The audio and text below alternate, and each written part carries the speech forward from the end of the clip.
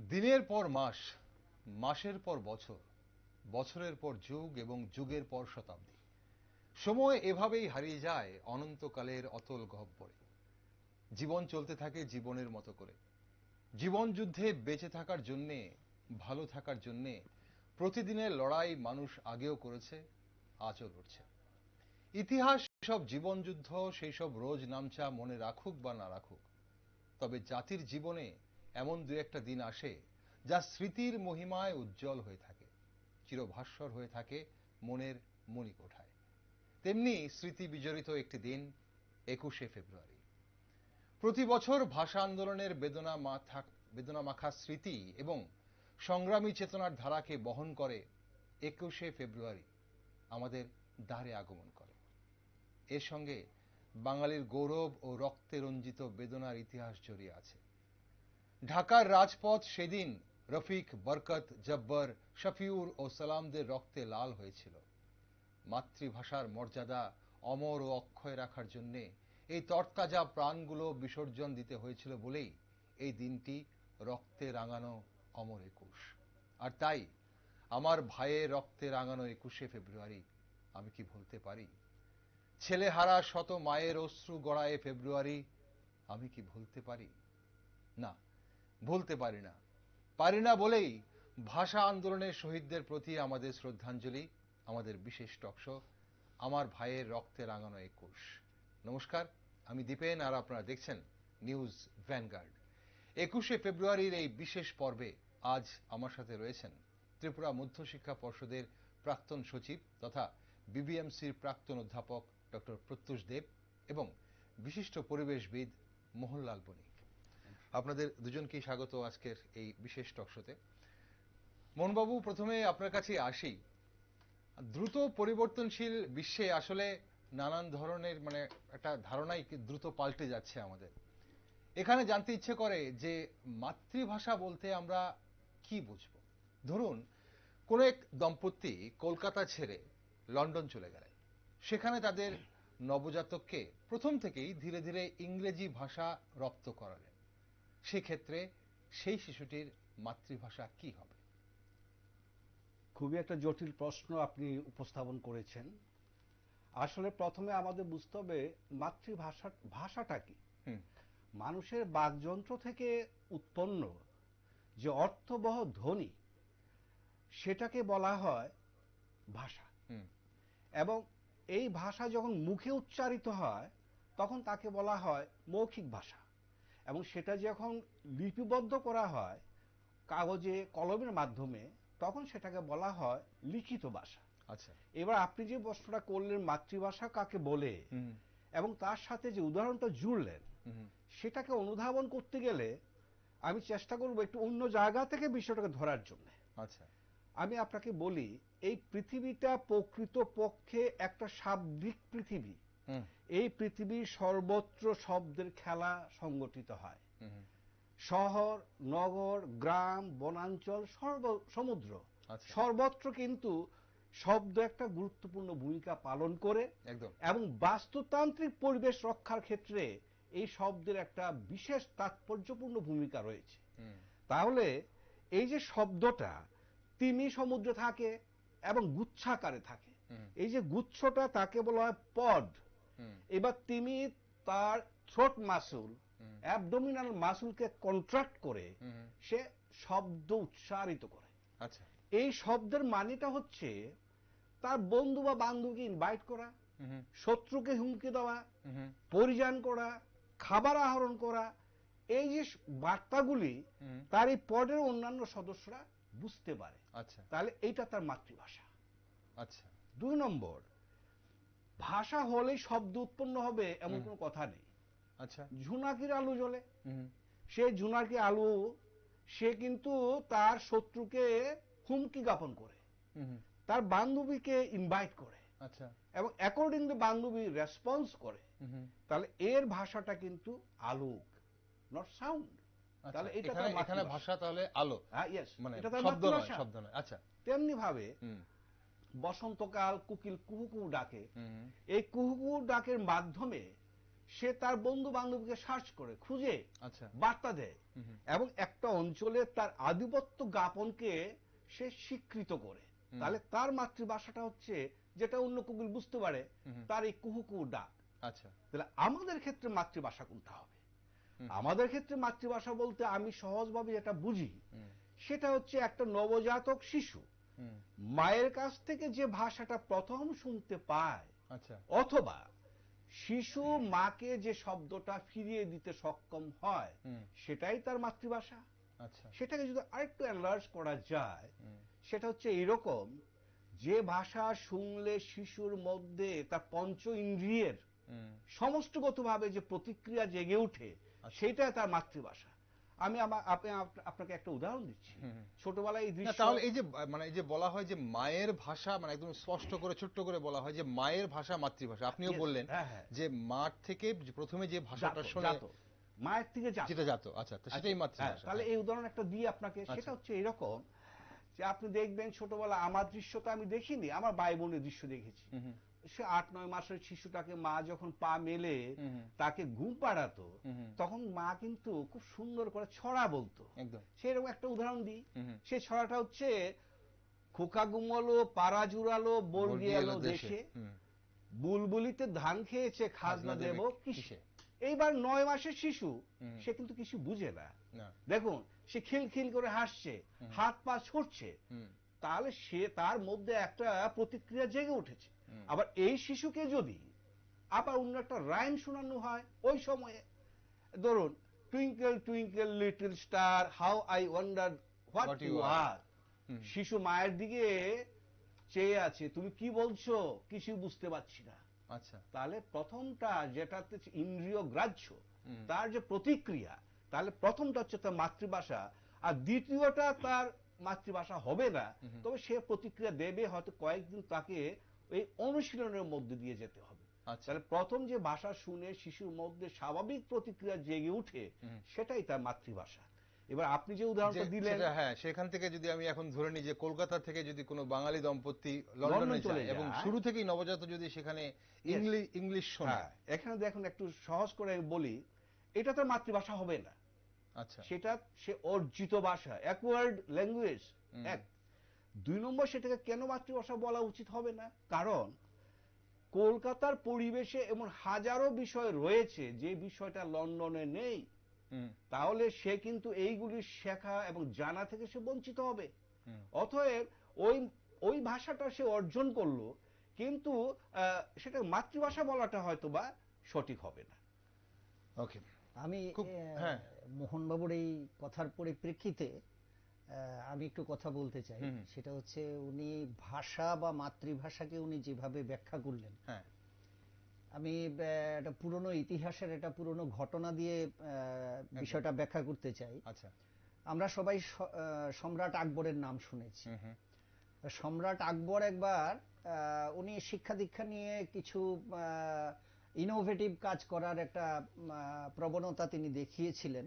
তো একবার তিনি, তার মাথায় এসেছিল যে শিশুদের ভাষা সেটা কি হবে।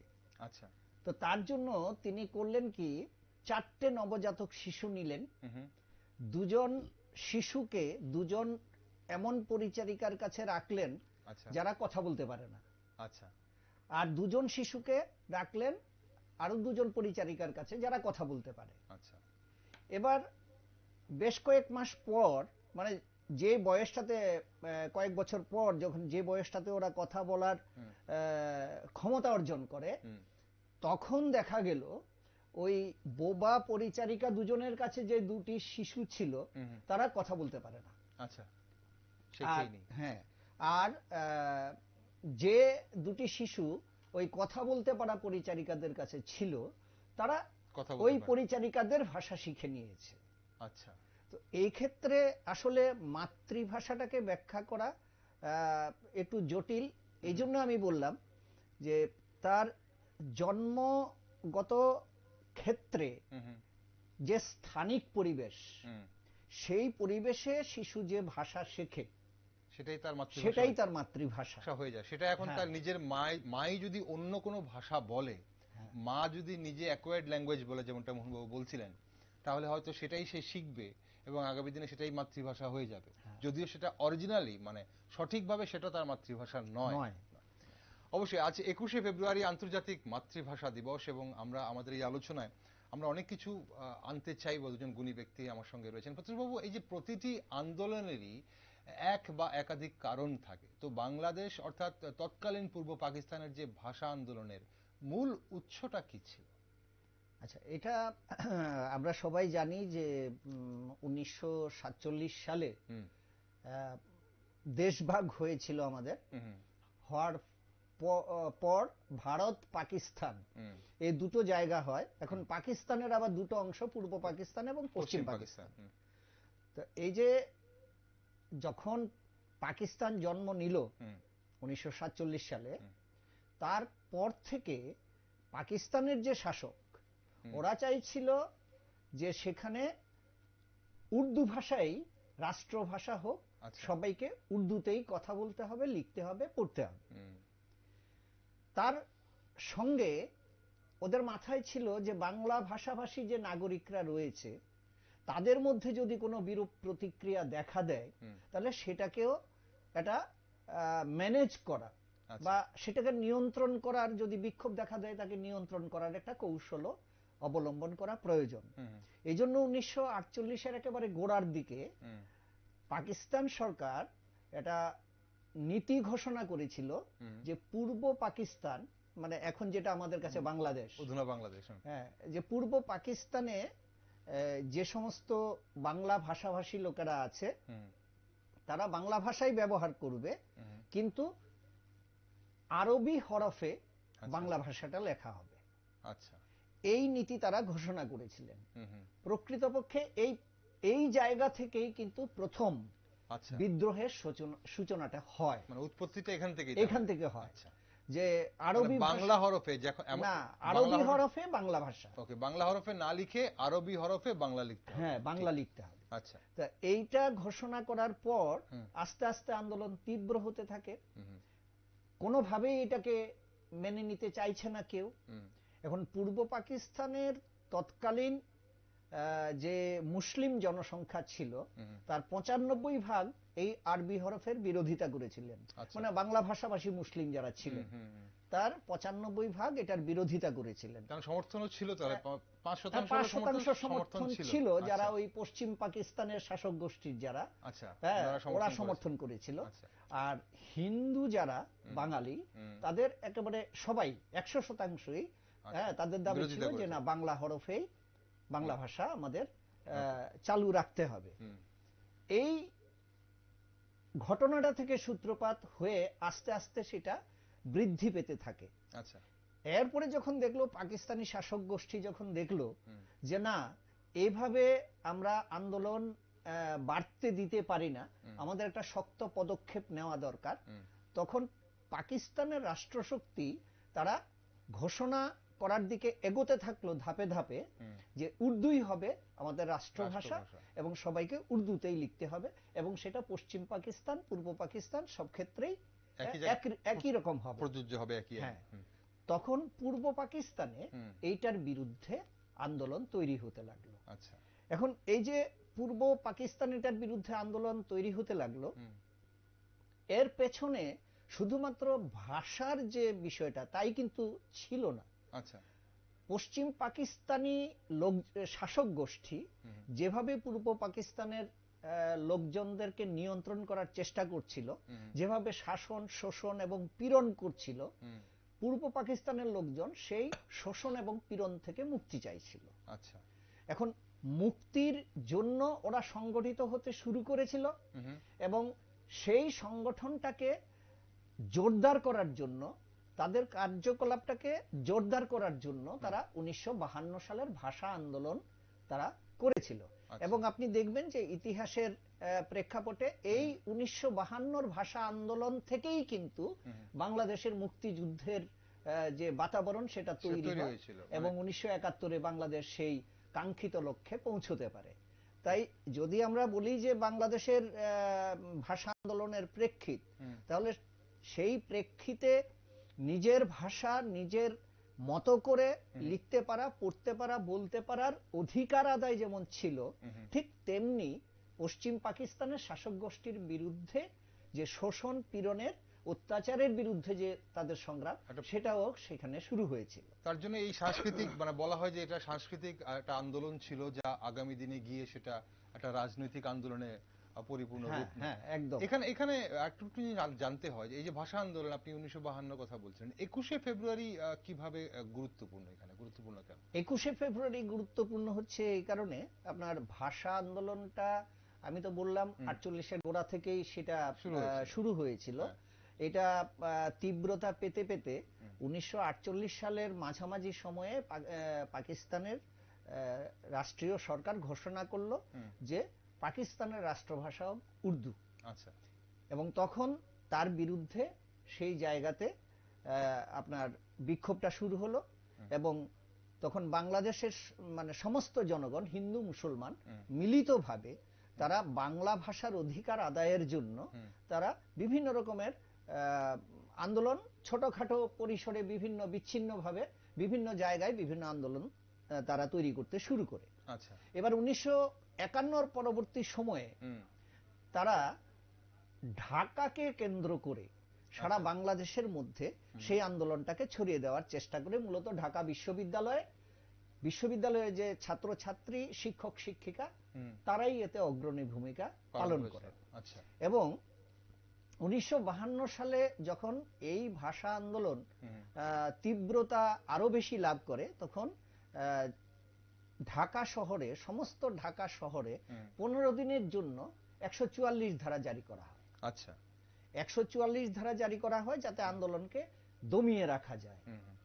তারপরে এই যে ভাষা আন্দোলনের জন্য মঞ্চ তৈরি হয়েছিল একটা, সেখানে তারা একটা সিদ্ধান্ত নিলেন যে আমরা এই 144 ধারা আমরা ভাঙবো, ভেঙে আমরা আমাদের আন্দোলনকে দীর্ঘায়িত পথে নিয়ে যাব এবং আমরা আমাদের সাফল্যের দিকে আরো শক্তিশালীভাবে এগোবো। 1952 সালের 21শে ফেব্রুয়ারি তারিখে তারা ওই 144 ধারা ভঙ্গ করলেন। আচ্ছা। করে তারা ঢাকার রাজপথে তারা মিছিল নিয়ে বেরোলেন, ঢাকা বিশ্ববিদ্যালয় থেকেই বেরোলো। আচ্ছা, মানে সেখানেই তাহলে সেই 21শে ফেব্রুয়ারির দিনই তারা 21শে ফেব্রুয়ারির দিনই আপনি যে 5 জনের নাম বললেন, ওরা কিন্তু 21শে ফেব্রুয়ারিতেই শহীদ হয়েছিল।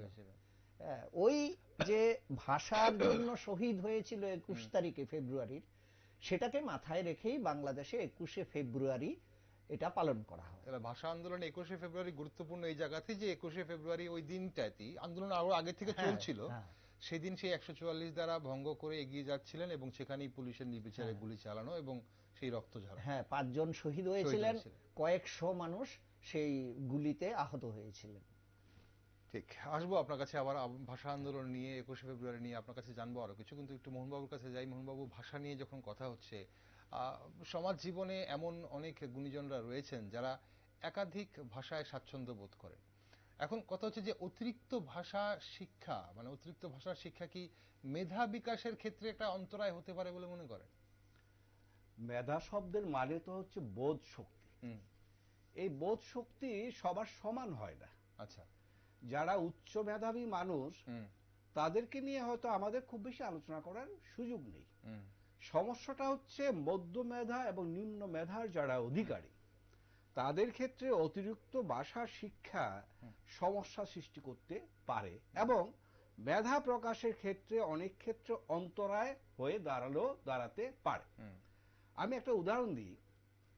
আমাদের দেশের প্রাক্তন প্রধানমন্ত্রী পিবি নরসিংহজি, উনি 17টা ভাষা জানতেন। আচ্ছা। উনি প্রতিভাবান মানুষ। উনার কাছে অতিরিক্ত ভাষা শিক্ষা খুব একটা সমস্যা হয়তো সৃষ্টি করেনি। আমাদের লতাজি 16টি ভাষায় গান গেয়েছেন কয়েক হাজার, সেখানে ওনার কোনো সমস্যা সৃষ্টি হয়নি। কিন্তু একটা সাধারণ মানুষ, একটা মধ্য মেধার মানুষ যদি হয়, তাহলে তার ক্ষেত্রে অতিরিক্ত ভাষা শিক্ষা তার মেধা প্রকাশের ক্ষেত্রে অন্তরায় হলেও হতে পারে। আচ্ছা। আমি একটা উদাহরণ দিই। সেই উদাহরণটা আমি ত্রিপুরা রাজ্য থেকে শুরু করতে চাই। যদি ধরা যাক যে ত্রিপুরার প্রান্তিক অঞ্চলের জনজাতি অংশে কোনো ভাই বা বোন সে যদি নিজের কমিউনিটির মধ্যে স্বাচ্ছন্দ্যভাবে চলাফেরা করতে চায়, আচ্ছা, তাহলে তাকে ককবরক ভাষাটা শিখতে হবে, মোটামুটি হলে শিখতে হবে। এবার সেই ভদ্রলোক বা ভদ্র মহিলা যদি সারা ত্রিপুরা রাজ্যে, পড়াশোনার কথা আমি বলছি না, আচ্ছা, মেডিকেল কলেজ, ইঞ্জিনিয়ারিং কলেজ সর্বত্র বিচরণ করতে চায়, তাহলে তাকে কিন্তু বাংলা ভাষাটা শিখতে হবে। এবার সে যদি ভারতবর্ষে বিচরণ করতে চায়, তাহলে তাকে কিন্তু হিন্দি ভাষাটা শিখতে হবে। এবার সে যদি বিশ্ব নাগরিক হতে চায়, তাহলে তাকে কিন্তু ইংরেজি ভাষাটা শিখতে হবে। আচ্ছা, এবার সে যদি আধুনিক যন্ত্র নির্ভর মানব হতে চায়, তাহলে তাকে কম্পিউটার লিটারেচার শিখতেই হবে। তাহলে একটা মানুষ, তার ক্রেনিয়াম ক্যাপাসিটি লিমিটেশন রয়েছে, তো মেধা তো সবার সমান না। তাহলে তার যদি একটা বিশাল অংশ শুধুমাত্র ভাষা শিক্ষার ক্ষেত্রে সে ব্যয় করে, তাহলে কিন্তু তার যে ফিজিক্স শিক্ষা, কেমিস্ট্রি শিক্ষা, এডুকেশন শিক্ষা, বাংলা শিক্ষা, সেইখানে কিন্তু একটু চাপ সৃষ্টি হবে, এটা অন্তরায় চলে আসবে। এবং এটা অবধারিত মধ্য মেধা এবং নিম্ন মেধা মানুষের ক্ষেত্রে এই অতিরিক্ত ভাষা শিক্ষার একটা কুপ্রভাব থাকলেও থাকতে পারে, সেটা আমার সাধারণ বিবেচনায়। হ্যাঁ, সেটাকে বোধহয় খুব একটা ডিসরিগার্ড করা যাবে না, সেটাকে বোধহয় খুব একটা অস্বীকার করার, মানে মাতৃভাষার পরে আরো একটা ভাষা বা দুটো ভাষা, ঠিক আছে, সেটা আপনি যেটা বলছেন লিমিট থাকবে, কিন্তু লিমিটলেস ভাষা যে কোনো ভাষা সামনে ভাষা শিখে, তাহলে তার মেধার তো একটা সীমা পরিসীমা রয়েছে, সে তো একটা বিশাল অংশ সেখানে ব্যয় করে ফেলবে। অতএব অতিরিক্ত ভাষা শিক্ষা সেটা একটা বার্ডেন হয়ে গেল, অন্তরায় হলেও হতে পারে, সবার ক্ষেত্রে সেটা সমান না হলেও প্রতিভাবানের ক্ষেত্রে তো হবে না, কিন্তু যাদের মেধা কম বা সাধারণ মানুষের জন্য সেটা মানে অন্তরায় হলেও হতে পারে। আসবো আপনার কাছে প্রত্যুষবাবু। এই যে আমরা ভাষা আন্দোলনের কথা বলছিলাম, কিছুক্ষণ আগে বলছিলাম যে সাংস্কৃতিক আন্দোলন কিভাবে রাজনৈতিক রূপ নেয়। এখন পূর্ব পাকিস্তানে যে 1952 সালের সেই যে ভাষা আন্দোলন কি শুধুই মাতৃভাষার দাবিতে সীমাবদ্ধ ছিল? তাদের দাবিটার মধ্যে মানে কিছুক্ষণ আগে আপনি বলছিলেন যে এই যে নিপীড়নের বিরুদ্ধে দাবি কি ছিল? আমি প্রথমেই বলেছি যে তাদের মূল দাবিটা সামনে আনা হয়েছিল যে আমাদের বাংলা ভাষা মাতৃভাষা, সেই ভাষাকে সরকারি স্বীকৃতি দিতে হবে এবং আমাদের অফিশিয়াল ল্যাঙ্গুয়েজ হিসেবে তাকে ঘোষণা করতে হবে। এখন এইটা ছিল তাদের মূল লক্ষ্য। তার পেছনে তারা ধরে নিয়েছিল যে এই জয়টা যদি আমরা অর্জন করতে পারি, আচ্ছা, তাহলে পরে রাষ্ট্রশক্তি আমাদের বাকি দাবিগুলোর দিকেও মনোযোগ দিতে তারা বাধ্য হবে। কারণ আমাদের ভাষা আন্দোলনের শক্তি যদি তারা টের পেয়ে যায়, আমাদের যে অদম্য সাহস, আমাদের যে নির্ভীক মনোভাব, সেটা যদি আমরা তাদের সামনে তুলে ধরতে পারি, তাহলে অন্যান্য দাবিগুলোকেও আমরা পরবর্তীকালে প্রতিষ্ঠা দিতে পারবো। এর পেছনে, তাই ভাষা আন্দোলনের পেছনে লুকিয়ে ছিল যে পশ্চিম পাকিস্তানি শাসক গোষ্ঠীর যে অত্যাচার নিপীড়ন, অত্যাচার নিপীড়নের একটা মূল কারণ হচ্ছে, সেটা দেখুন, পূর্ব পাকিস্তানে যারা অধিবাসী ছিলেন তাদের মধ্যে বেশিরভাগ, এখন পাকিস্তান তো ভারত ভেঙেই দুটুকরো হয়েছে, এখন পূর্ব পাকিস্তানে যারা গেছেন তাদের বেশিরভাগই হচ্ছে আমাদের এই যে বাংলা ভাষাভাষী অঞ্চল যেটা বর্তমান ভারতে রয়েছে, হ্যাঁ, পশ্চিমবঙ্গ, ত্রিপুরা তো স্বাধীন ত্রিপুরা ছিল, হ্যাঁ, বা আসাম, যেটাকে মূলত সেই জায়গা থেকে গেছে। এখন সেখানে উর্দু ভাষী মানুষের সংখ্যা ছিল, মানে জনগণের মধ্যে মাত্র 7.2% ছিল উর্দু ভাষী, আর 54.6% ছিল বাংলা ভাষী। এখন বাংলা ভাষী যারা, তাদের মধ্যে স্বাভাবিক কারণেই পশ্চিমবঙ্গ, আসাম, এই অঞ্চলগুলোর যে জীবন যাপন, সেই জীবন যাপনের বা কৃষ্টি সংস্কৃতি, সেটা তাদের মধ্যে ছিল। এখন পূর্ব পাকিস্তানে অঙ্গীভূত হওয়ার পর তারা তাদের যে কৃষ্টি সংস্কৃতি স্বাধীনভাবে সেগুলো তারা পালন করতে পারছিল না। তাই তারা দেশের স্বাধীনতা, সাংস্কৃতিক স্বাধীনতা, ভাষার স্বাধীনতার মধ্য দিয়ে সাংস্কৃতিক স্বাধীনতা এবং সাংস্কৃতিক স্বাধীনতার মধ্য দিয়ে দেশের স্বাধীনতা, হ্যাঁ, এই মূল লক্ষ্যটাকে পেছনে রেখে তারা কিন্তু ভাষা আন্দোলনে ঝাঁপিয়ে পড়েছিল। ওকে, ভাষা আন্দোলন হিসেবেই রূপ পায়, কিন্তু মানে প্রথমে সেটার মানুষ এটা জানে ভাষা আন্দোলন, কিন্তু তার পেছনে আরো প্রেক্ষাপট আরো কিছু ছিল, সেটা যেটা বললেন আপনি। মোহনবাবু, আমাদের রাজ্যে যদি আমরা একটু দেখি, একটু বিস্তারিতভাবে যদি বলি, যে আমাদের রাজ্যে মধ্যবিত্তদের মধ্যে ইংরেজি মাধ্যমে শিক্ষা লাভের প্রবণতা দেখা যাচ্ছে দিন দিন বাড়ছে বলা যাচ্ছে। এখন এটাকে একটা ভালো ঝোঁক বা প্রবণতা হিসেবে কি বিবেচনা করা যায়? কারণ আপনি একটু আগে যখন বলছিলেন যে যখন শুরুতেই নিজের কমিউনিটির মধ্যে যদি প্রান্তিক, আমাদের রাজ্যের প্রান্তিক এলাকার মানুষ, তাহলে ককবরক জানতে হবে, ত্রিপুরা রাজ্য বিচরণ করতে গেলে বাংলাটা জানা ভালো, ভারতবর্ষ বিচরণ করতে গেলে হিন্দি জানা ভালো, এবং যদি গোটা বিশ্ব বিচরণ করতে হয় ইংরেজি জানা ভালো। তাহলে এই ঝোঁকটাকে কি তাহলে আমরা, এই প্রবণতাটাকে কি তাহলে আমরা মানে ভালো বলে বিবেচনা করতে পারি? এই যে ঝোঁক, এটাকে ভালো বলবো কিনা সেটা খুব কঠিন বিষয়।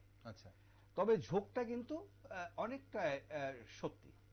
এই যে আপনি বললেন মধ্যবিত্ত, এই সাইকোলজিটা ধরতে হবে। আচ্ছা। মধ্যবিত্ত মানে হচ্ছে সমাজের যে বিন্যাস রীতি রয়েছে তার মাঝে অবস্থানকারী এক শ্রেণীর মানুষ। ব্যক্তিগতভাবে আমি মধ্যবিত্ত শ্রেণীর মানুষ, আমার একটা বোধের জায়গা রয়েছে। আচ্ছা। মধ্যবিত্ত এমন একটা শ্রেণী যার কাছে অনেক কিছু আছে, আবার অনেক কিছু নেই। আমাদের প্রাক্তন বিদেশ মন্ত্রী নটবর সিং, উনি একটা অটোবায়োগ্রাফি লিখেছিলেন। আচ্ছা। সেটার নাম ছিল one life is not enough. একটা জীবন যথেষ্ট নয়। তাহলে এক জীবন যথেষ্ট নয় সেটা মধ্যবিত্ত বুঝে। তাহলে সে চাইবে যে এক জীবনে যতটা অর্জন করা যায়। অতএব সেই যে তার পাওয়ার যে তৃষ্ণা, সেটা যদি সে বাস্তবায়িত করতে গিয়ে ইংরেজি মাধ্যমের দিকে ঝুঁকে যায়, সেই ঝোঁকটা ভালো কি মন্দ সেটা কিন্তু ধুম করে মন্তব্য করা সঠিক হবে না। আচ্ছা। এবার এই যে মধ্যবিত্তের সাইকোলজিটা, সেটাকে যদি আমরা ধরতে চাই, আমি একটা নদীর থেকে একটা উদাহরণ দিচ্ছি, খোয়াই নদী। সেটা না ছোট নদী না বড় নদী।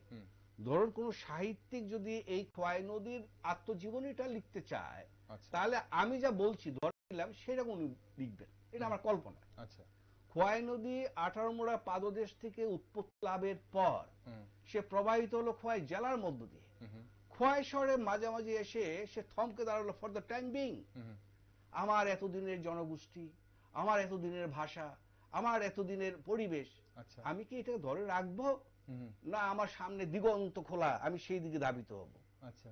সে এবার ভাষাটা পরিবর্তন করে মুভ করলো টুয়ার্ডস মেঘনা, নতুন ভাষা। আচ্ছা। এবার নতুন ভাষা মানে নতুন পরিবেশ, নতুন মানুষ, নতুন উদ্ভিদ গাছগাছালি। এবার মেঘনাতে যাওয়ার আগে সে ভাবলো মেঘনায় যদি আমি পতিত হতে পারি তাহলে আমি অনেক দূর এগোবো। এবার মেঘনার ভাষা সে অর্জন করলো। পরে মেঘনার সাথে মিলিত হয়ে সেই জল গিয়ে পড়লো বঙ্গোপসাগরে, বঙ্গোপসাগর গিয়ে পড়লো ভারত মহাসাগরে। পৃথিবীর সমস্ত মহাসাগর ইন্টার কানেক্টেড, বিশ্ব জলভাণ্ডার।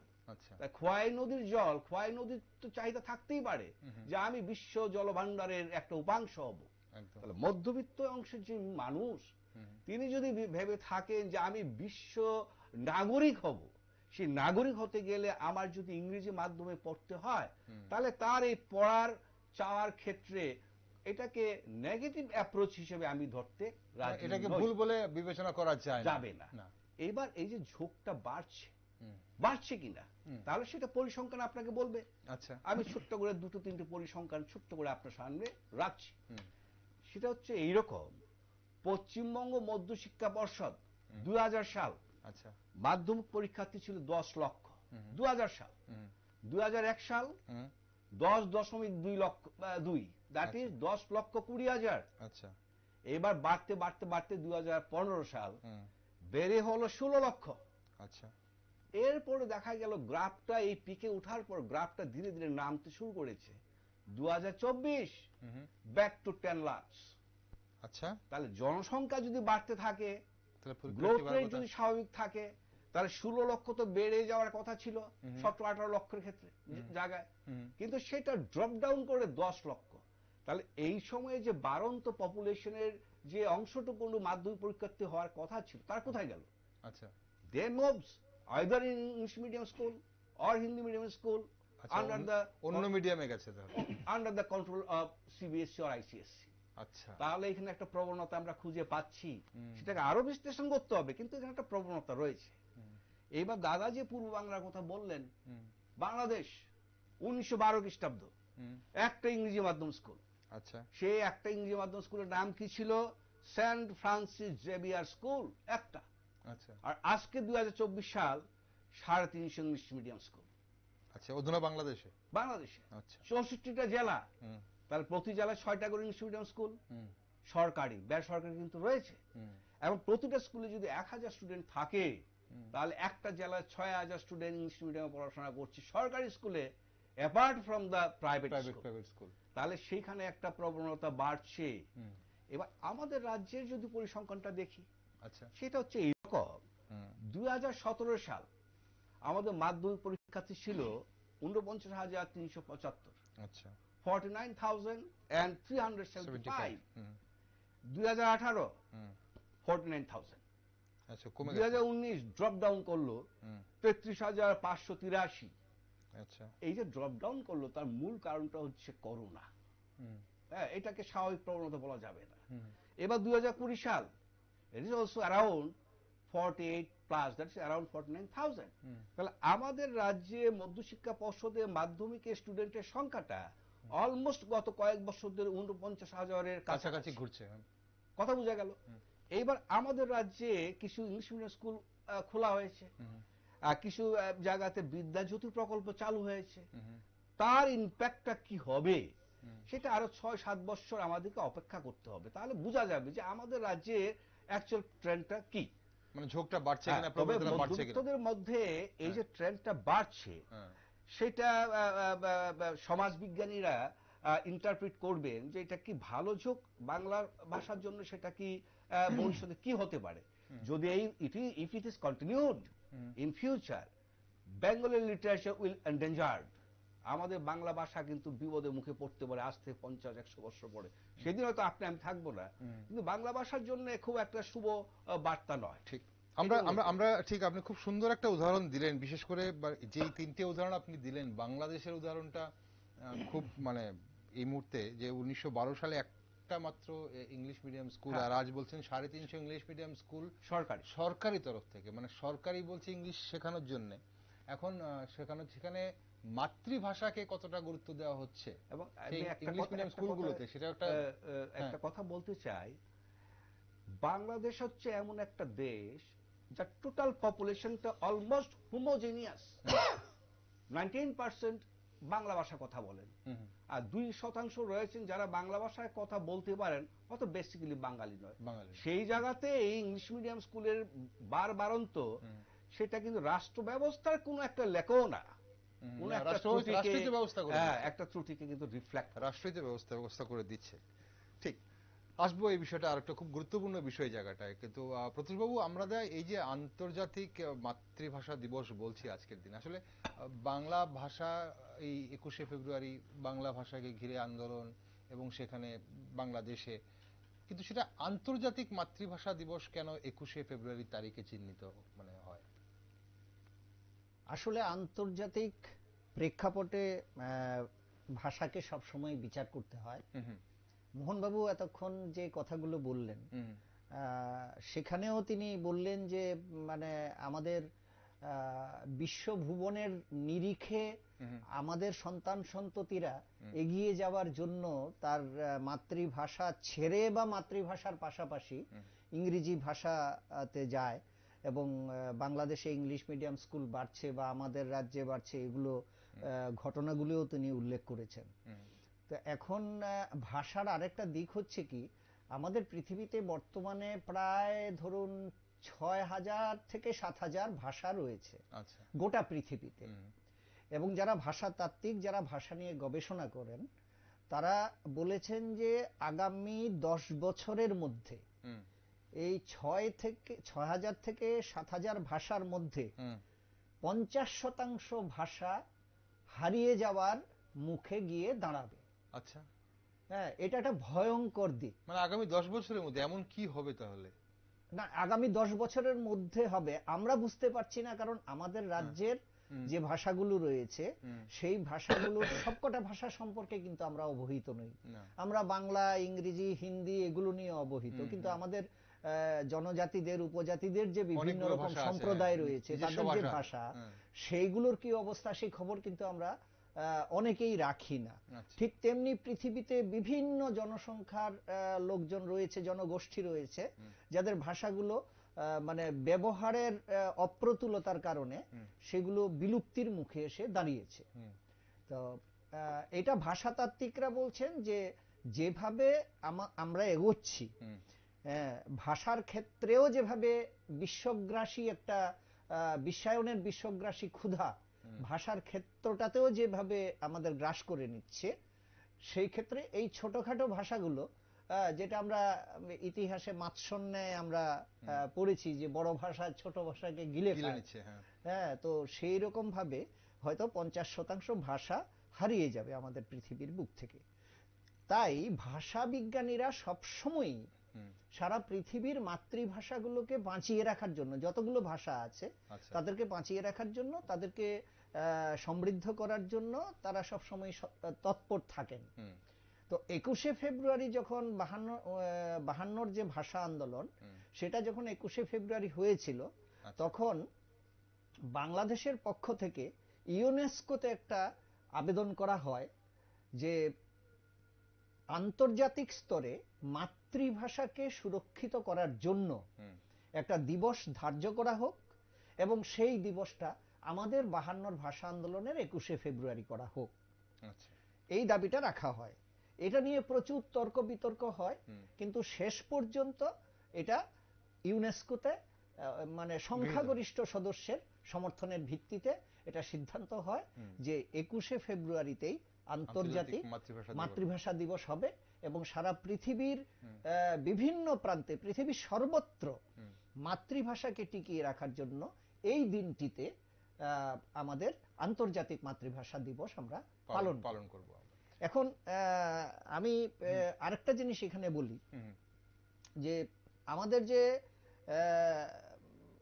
এবার যে 2024-এ যে আন্তর্জাতিক মাতৃভাষা দিবস পালিত হচ্ছে, ইউনেস্কোর পক্ষ থেকে এবার যে থিমটা ঠিক করা হয়েছে সেই থিমটাকে আমরা যদি বাংলায় অনুবাদ করি তাহলে এটা হচ্ছে বহুভাষিক শিক্ষা আন্তঃপ্রজন্মীয় শিখনের ভিত্তি।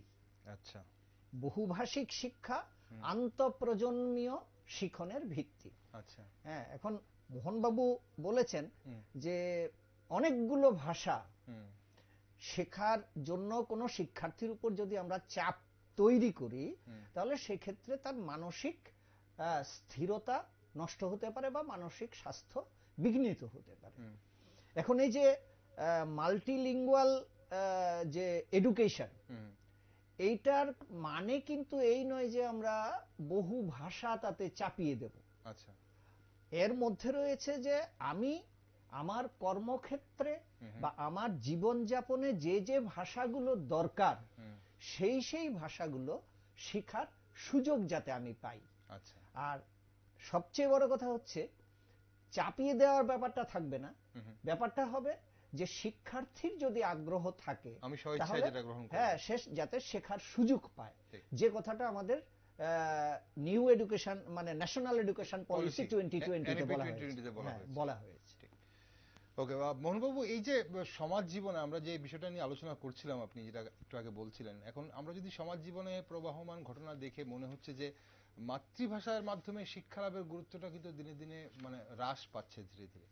এখন এর কি কোনো বাস্তবতা আছে? মানে এই যে উদাহরণগুলো আপনি দিলেন, তাহলে তো এই যে অন্য ভাষার মাধ্যমে যদি শিক্ষা লাভ করা শুরু করছি আমরা, তাহলে মাতৃভাষার শিক্ষা লাভটা কমে আসছে দিন দিন। এর একটা বাস্তবতা আছে কি? মাতৃভাষার মাধ্যমে শিক্ষা লাভের যে গুরুত্ব সেটা কমছে কিনা আমি একটু আলোচনা রাখবো, কিন্তু এর আগে আমি একটু আবেগের জায়গাটা উল্লেখ করতে চাই, কারণ আমার বিবেকে এলাও করছে না যে মাতৃভাষায় শিক্ষা লাভের গুরুত্ব কমছে সেটা স্বীকার করিনি। আমি একটু আবেগের জায়গাটা উল্লেখ করতে চাই। সেই আবেগটা হচ্ছে গত 300 বৎসরের যদি বাঙালির ইতিহাস আমরা দেখি, সে বাংলা ভাষা বাংলা জাতি আমাদেরকে শত শত বিজ্ঞানী, দার্শনিক, চিন্তাবিদ, বিপ্লবী, সাহিত্যিক, পরিচালক আন্তর্জাতিক মানের আমাদেরকে উপহার দিয়েছেন। এই জাতিসত্তার ক্রমবিকাশের যে শেষ পরিণতিতে আমাকে সহজভাবে বলা হয় যে কয়েকটা ছোট ছোট জায়গা উল্লেখ করতে, আমি আপনাকে আবেগের জায়গা থেকে বলবো যে বাঙালি হিসেবে আমি সত্যি সত্যি গর্বিত।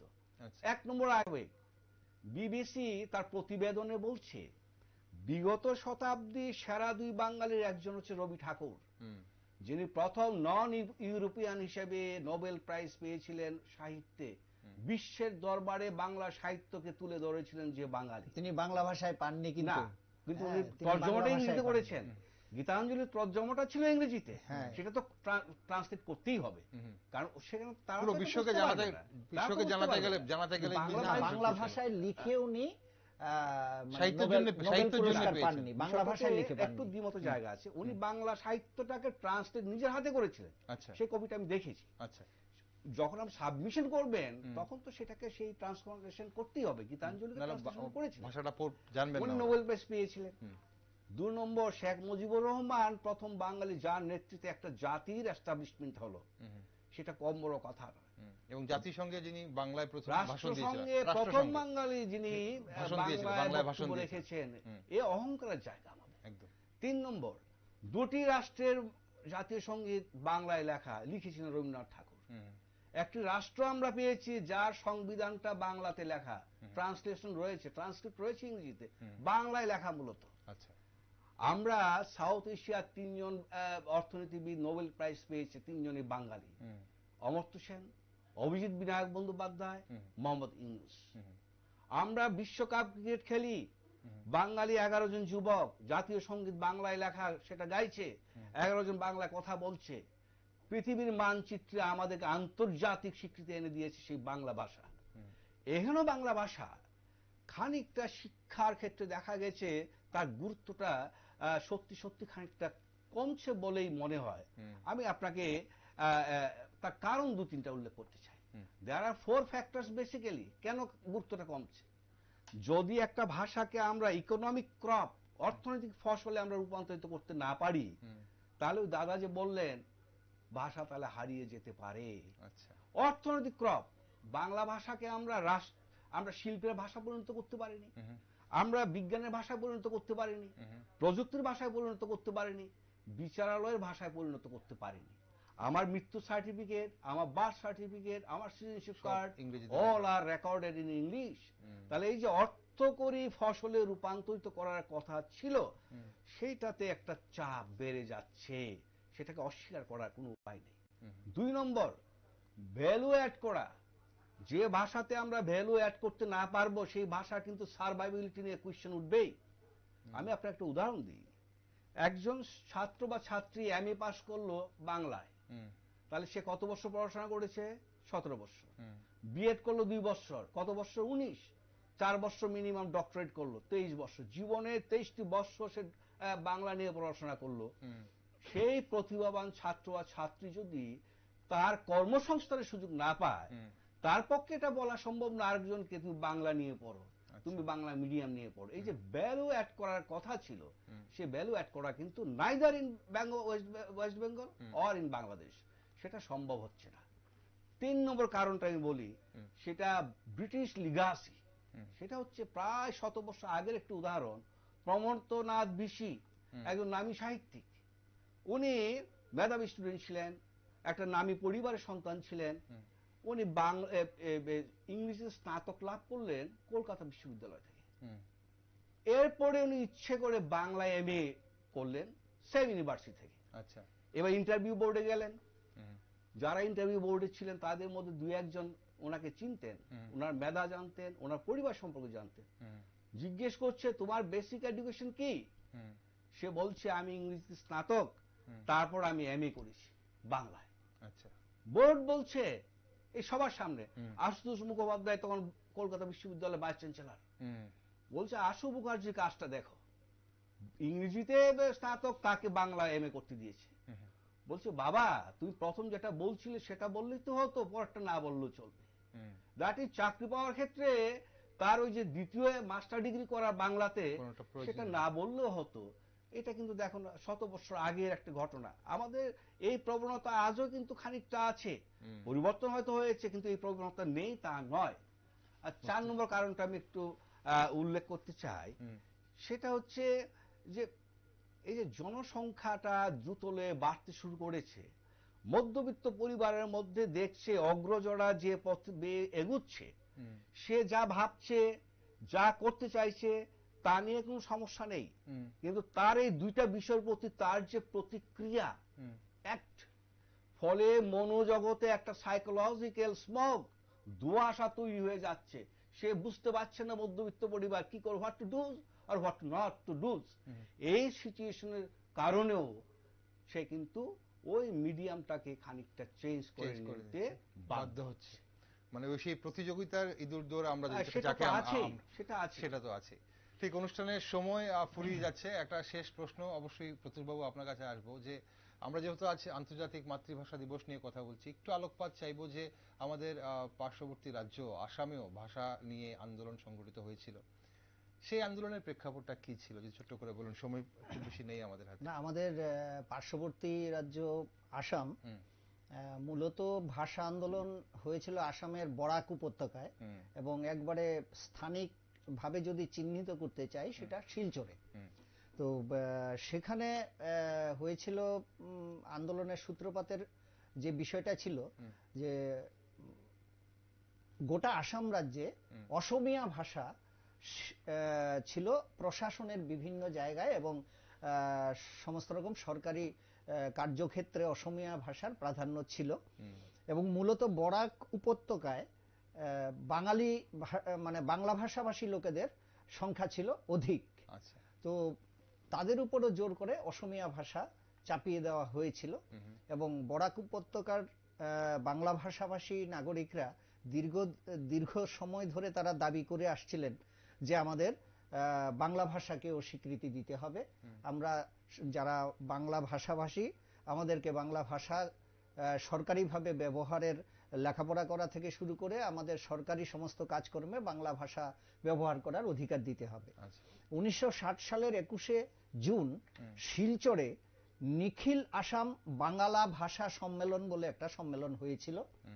সেই সম্মেলন থেকে মূলত আন্দোলনের যে প্রকাশ, মানে বহিঃপ্রকাশ, যেটা ওপেনলি আন্দোলন করার যে দুঃসাহস তারা করেছিলেন, সেটা 1960 সালের 21শে জুন শিলচরে তারা করেছিলেন একটা সম্মেলনের মাধ্যমে।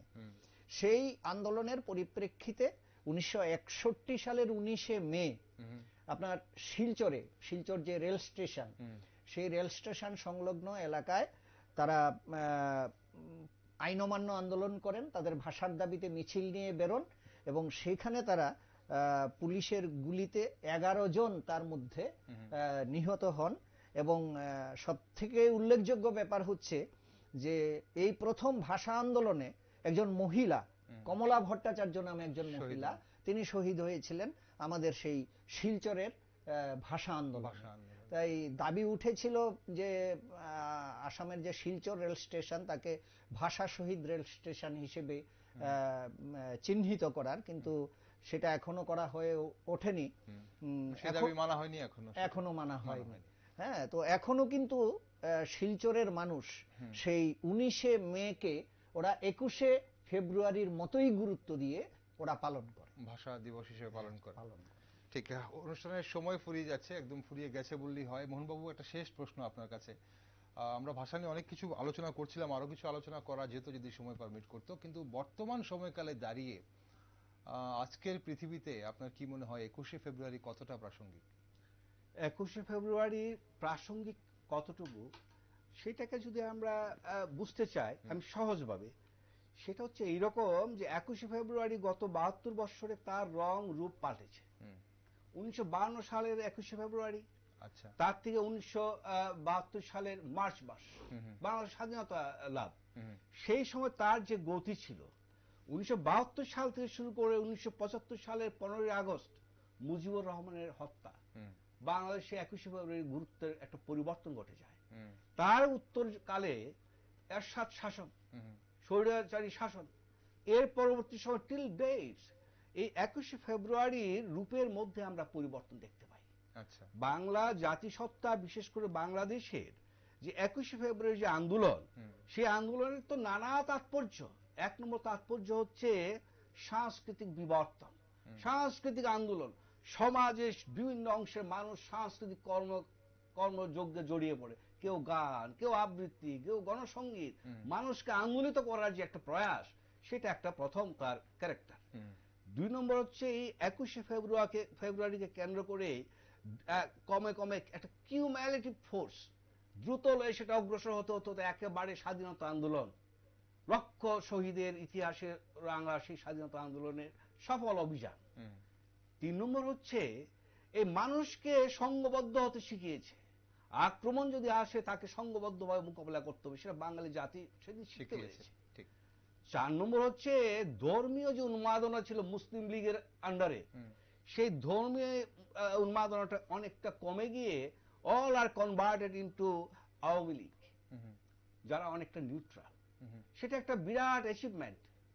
আর পরের দিকে যেটা হচ্ছে ধর্মীয় কুসংস্কার, শত শত হিন্দু মুসলিম নারী পর্দানসীন যাদের থাকার কথা, তারা এই আন্দোলনের মধ্যে দিয়ে ঝাঁপিয়ে পড়েছে। অতএব এই যে আধুনিক বাংলাদেশ, তার এই ক্রমবিবর্তনের ক্ষেত্রে 21শে ফেব্রুয়ারি একটা গুরুত্বপূর্ণ ভূমিকা পালন করেছে। এবং এই দেশ যতদিন বেঁচে থাকবে, এই 21শে ফেব্রুয়ারি কখনোই অপ্রাসঙ্গিক হবে না। মান এবং অভিমান মানুষের বাড়বে, এতে কোনো সন্দেহের জায়গা নেই। এই আন্দোলন কতটা সার্থক, শাহবাগ আন্দোলন কতটুকু সার্থক, সেটা নিশ্চয়ই প্রশ্নবোধক চিহ্ন হতে পারে, কিন্তু এর প্রাসঙ্গিকতা হারিয়ে যাওয়ার কথা না। অসংখ্য ধন্যবাদ আপনাদের দুজনকে। আজ খুব সুন্দর গুরুত্বপূর্ণ এই আলোচনায় আপনারা অংশগ্রহণ করলেন। ধন্যবাদ প্রত্যুষবাবু, ধন্যবাদ মোহনবাবু, দুজনকে। দর্শক বন্ধুরা, ভাষা আন্দোলনের কারণে বাঙালিদের জাতীয়তাবাদের বিকাশ ঘটেছিল, চেতনা জাগ্রত হয়েছিল। ভাষা আন্দোলনের ফলেই বাংলা সাহিত্যের অভূতপূর্ব উন্নতি হয়েছিল। তবে আমার ভাইয়ের রক্তের বিনিময়ে অর্জিত সেই ভাষার মর্যাদা আজ আমরা কতটা দিতে পারছি তা ভাববার সময় এসে গেছে। বাংলা ভাষা আন্দোলনকে স্মরণ করে 21শে ফেব্রুয়ারি আন্তর্জাতিক মাতৃভাষা দিবস পালন হলেও দৈনন্দিন জীবনে আমরা আমাদের মাতৃভাষার সাথে কতটা সুবিচার করছি তা ভেবে দেখতে হবে। নিজ ভাষা, নিজ সংস্কৃতিকে ভুলে আজ অবধি কোনো জাতির উন্নতির শিখরে পৌঁছতে পারেনি। তাই আমাদের সবার উচিত আমাদের মাতৃভাষার গরিমা বজায় রাখা। তাই 21-এর চেতনা আমাদের সবার জীবনে জাগ্রত হোক। আর দেশ, দুনিয়া ও রাজ্যের সব খবর ও বিভিন্ন বিষয়ে টকশো দেখার জন্য আপনারা চোখ রাখুন শুধুমাত্র নিউজ ভ্যানগার্ডে।